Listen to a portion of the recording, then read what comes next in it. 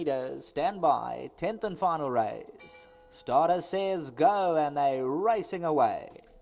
Not a bad beginning for a field of this size. They race down past the 1700 and Light and Bright. Ping the Machine, the leader by a length. Smoke That Thunders is right there. Miss Esmeralda's challenging between runners for the lead.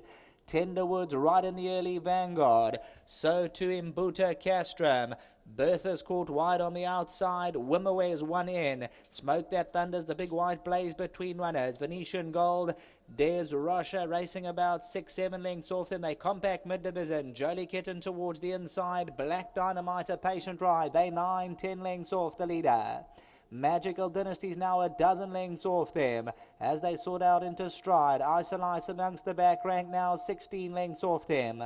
900 to go and Miss Esmeralda opened up by 2. Tenderwood's racing second. Light and Bright. Handley placed at the rail. Imbuta Castrum's a length away. Venetian Gold the next call. Smoke That Thunders races 7 lengths off them. Desrose gets a length closer towards the inside. Wimaway gets a taste of the bit on the outside. Bertha's got about 9 lengths to trace down. Hook to the outside. Yellow Sleeves and Black Cap. Further back in the running, Black Dynamite. Miss Esmeralda, Light and Bright's about to put on the pressure. Venetian Gold, the white blinkers to the outside.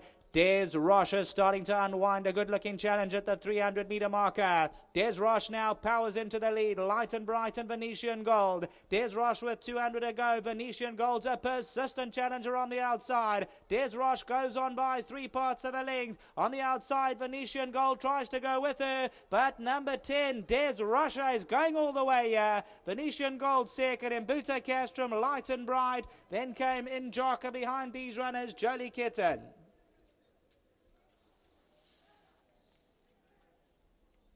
Race 10 belongs to number 10, Des Roche, the daughter of Dynasty, and all she needed was a draw today. If you look at her last 2 runs, 13 out of 13 and 12 out of 14, she's always doing her best work late. They pulled a draw, they got Sean Cormack aboard, and the daughter of Dynasty, she lets it out here coming to the 300. She moved up powerfully at the 300. Venetian Gold was the only runner to put her under pressure, and for 100 meters they had a bit of a duel, but Des Roche for the Greg and Karen Anthony stable, and also goes down to the line a length and a tail for Mr. Van Lawn and wins it well there. I think it's Brett Van Lawn and Des Roche in a one-horse contest that last 100 meters.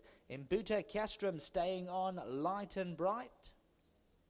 Injaka, Jolie Kitten, then Magical Dynasty. Black Dynamite, Miss Esmeralda, Smoke That Thunders further back in the running. Watch the winner, Bertha Wimaware, Tenderwood.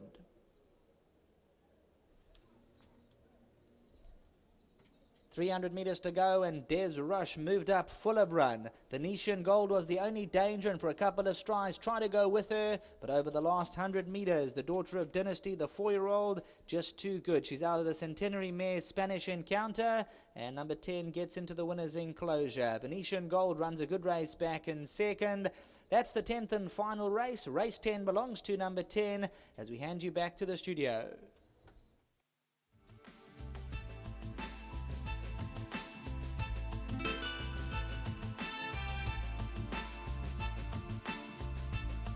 Oh, we've just seen the running of the 10th and final race here at Clairwood Racecourse. That's gone the way of number 10, Des Roches.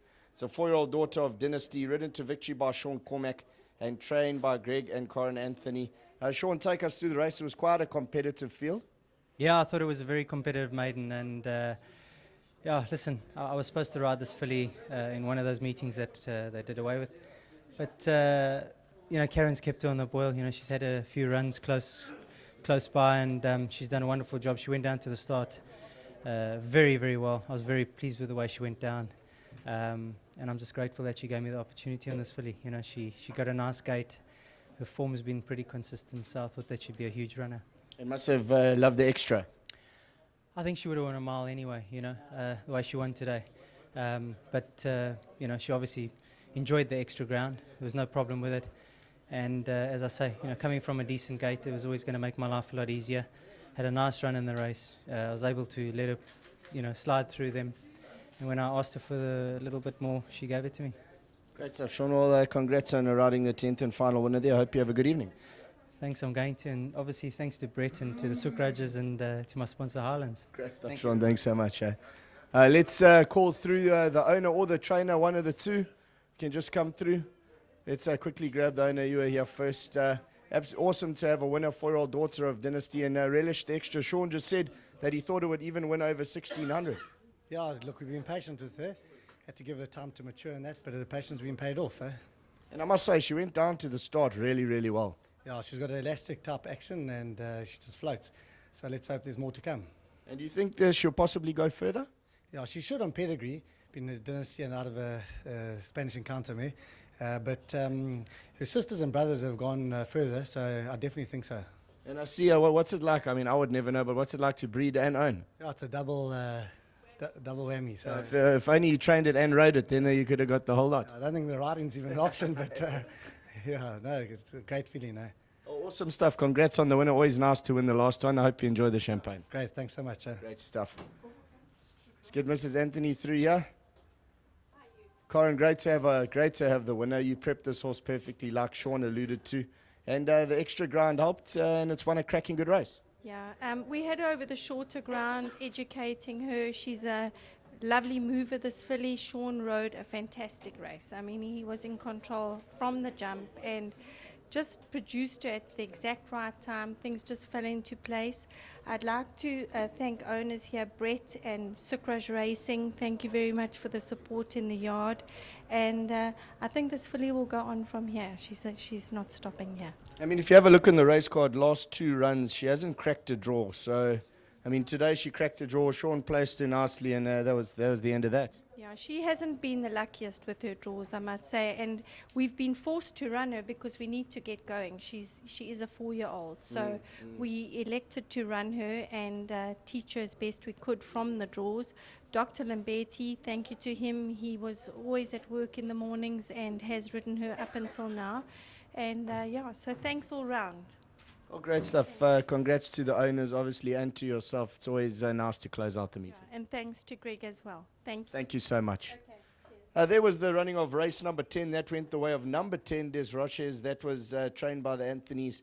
It's a 4-year-old daughter of Dynasty. Mr. Van Lawn was obviously the trainer. The trainer. He was the owner and the breeder. So, Brett Van Lawn, congratulations to you. To Sean Cormack, the pilot, that was a really good ride. That was the 10th and final race here at Clairwood Racecourse. We'll see you back for racing during the week.